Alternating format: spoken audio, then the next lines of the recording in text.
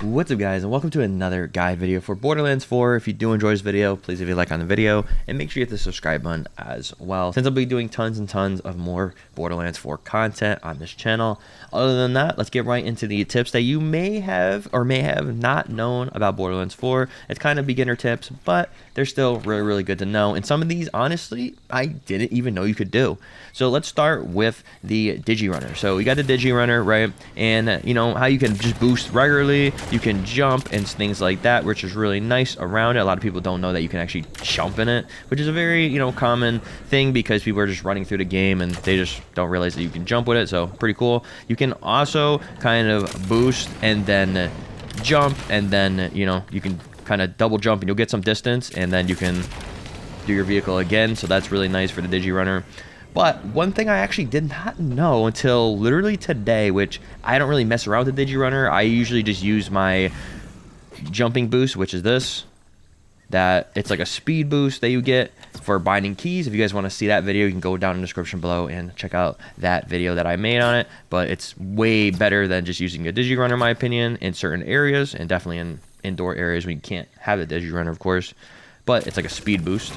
But other than that, what you can do in a Digi-Runner, you can, when you're jumping, so you jump and you hold that jump, and if you're holding your jump key, you can kind of, let's see if I can do it over here. So when you're going, you hold the jump, and as you can see, building boost. So it'll go away if you hold it for too long, but you can build boost. So I'm pretty sure you need to, press your shift key or your boost key first, and then you can hold boost. And there you go. So while you're holding that jump key, you can boost. So even if you just jump right here and you hold the boost, so let's try to jump, hold.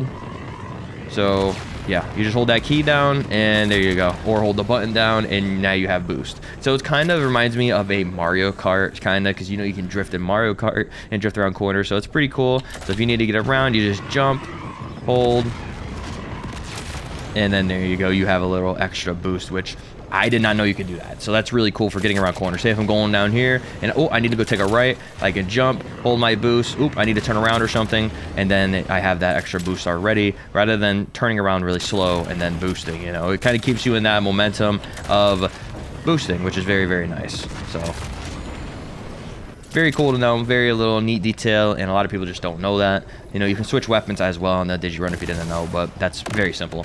But other than that I personally did not know, so I think it's really cool. Another thing that people don't know is that you don't need to go to the bank to deposit items. You can just do it from your inventory wherever you're at, right? So if I want to send this item to my bank, I go to press bank, and then you can send that items to bank at the bottom of the screen. You can see it down here, and I'm on PC, so it's V, and then you could just send it to bank, item deposited, and went right into my bank. So yeah, very nice, very easy feature that a lot of people don't even know that's there actually. So yeah, it's very useful when you're out in the world and you don't need to go all the way to the bank like over here and things like that. So very nice. Another feature that could be useful is the mailing of crates and boxes and stuff. So obviously you can shoot these little deposits right here, but instead of pressing E or your open key on these, you melee. So yeah, you can melee those. I didn't even actually know that until recently as well, because I'm running through everything and just making content. But other than that, you can melee everything. So if you didn't want to press E on things like this, you can just melee them and they will open. You can't shoot them, of course, they don't open, but if you melee, they'll open. So if you want to melee them for some reason, go ahead, you can do that.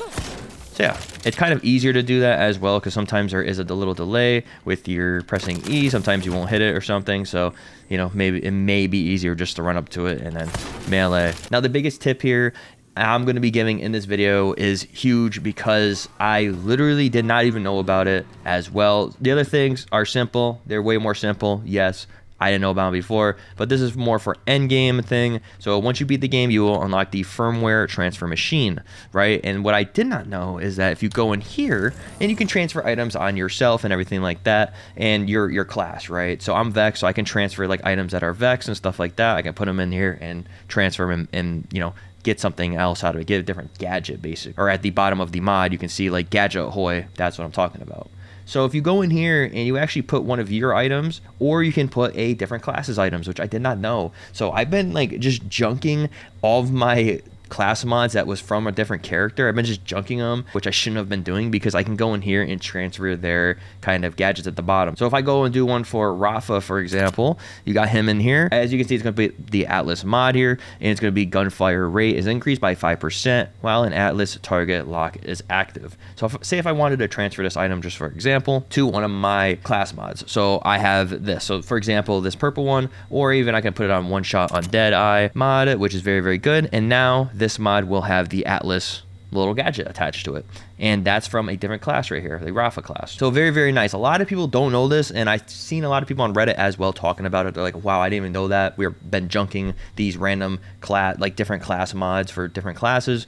And yeah, now that I know that, I'm gonna start doing this where I can just put, you know, more stuff on my mod. It's not gonna give you like any like other enchantments for the mod or anything like that. It's going to be the same exact mod that you had right here. It's just going to have a extra gadget at the bottom, which is very, very nice. Say if you have an item that had Deadeye on it, then you can transfer it over to your item that, you know, that you can use on your class, right?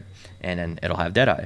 So another thing is like I can do like Baker. So Baker's shield capacity is increased by 10%, rep kit cooldown duration is reduced by 15%, and maximum health is increased by 25%. If I wanted all those stats, I put my mod here. I can even put a different mod, you know, say if I put a purple, I wanted this to have it, so I can have 10% gun damage, 30% skill damage, and critical hit damage, 35%, and then I can have this little Baker added onto it, right? So as you can see, it's added onto it. So it's going to be very, very good for taking these items that you get from different classes and of course swapping them out into your kind of mods that you have for example, for Vex.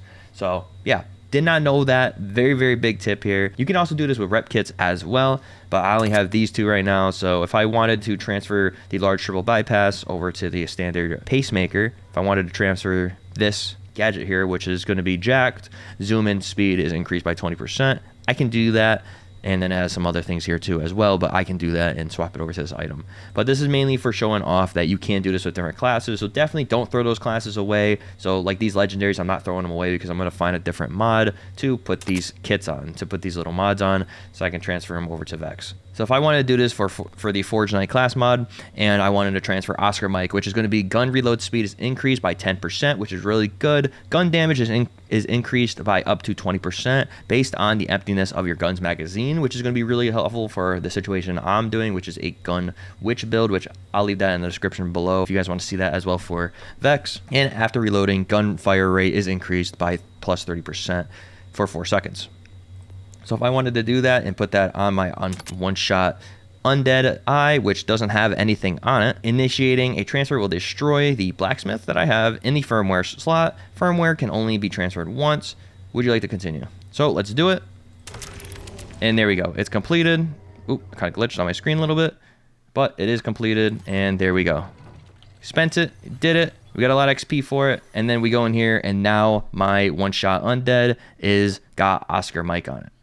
Very, very nice. So yeah, if I wanted to lock more of Oscar Mike, then I could, you know, get more Oscar Mike in here and get more items that have Oscar Mike on it. So I can start building kind of like Oscar Mike thing where I can have that gun damage increased by up to 20%. And also after reloading, gunfire rate is increased by plus 30% for 4 seconds.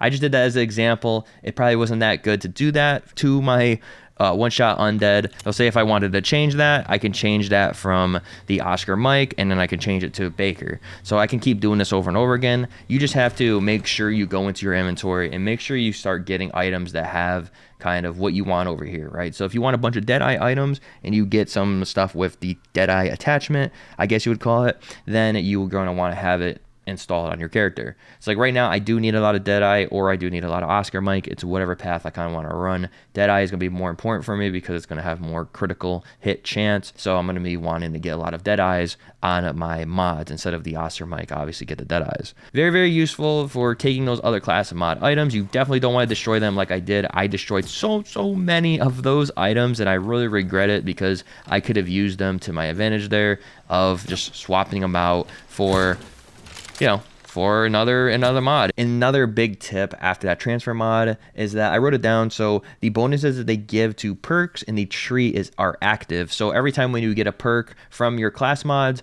they're going to be active, right? So before you would have to actually put a point in that tree. So even if you don't have a single point in that ability, or even the tree itself, like it says, if it gives you +2 to a kill skill that gives you double crit rate, and you haven't even spec'd into that color of tree. So say if I haven't spec'd into this tree, it is still giving you the bonus as if you have it, right? So for example, I have this, right? So guns and needles.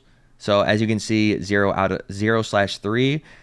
So I haven't put any points into this at all. So it's going to have a +1 for my class mod, which is kill skill, restores rep kit cooldown, restored +7%, +7%. So yeah, so I didn't put any points into this at all. So you don't need to put points into it. You can just have the class mods and the stuff, and it'll still be active in your skill tree. So like this stuff, obviously I put points into, but as you can see, +1 from class mod. This one I didn't, and then I got +1 from class mod as well anyways. So you don't need to go in here and do that, right?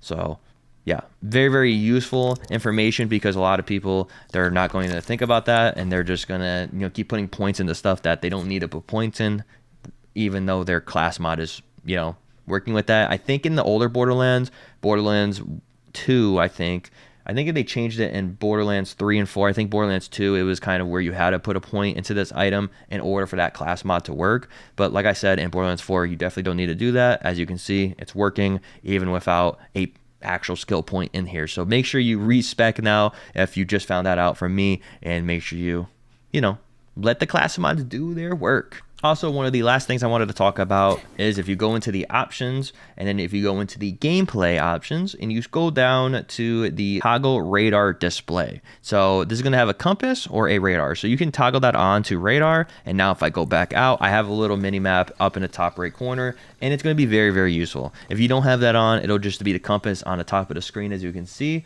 But now I have that mini map in the right corner, and if I go over to do like an enemy over here, then it'll pop up with the enemies, right? So this is very, very useful. You're always going to want to have this on, mainly just to see where enemies are way easier, rather than, you know, looking at the top of the screen.